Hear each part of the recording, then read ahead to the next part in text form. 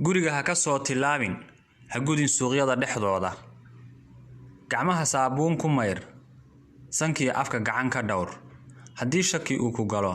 dahaar geliyo ku geyf salaanta dusha gudoon xabadka ruuxna uu ku galin gacmaha yaan lagugu taaban ganjeelada iyo darbida gidaarada ha ismarmarin ama se gacmo dhaqan markaba goobaha dadka badan ka bayr gudoonkii caafimaadku fariimaha gaaban iyo gargaarsiintay wadaan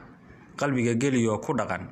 intaan cudurkan ku gelin gashaan baad heli kartaa go'aankana adaa iska leh naftiis gabeha isku noqon astaamaha lagu gartiyo gadiisa hadaad dareento ka gaar goobaha dawada dadkana gooni uga baxo isgaar yeel intii ayaana si aadan u sii gudbinin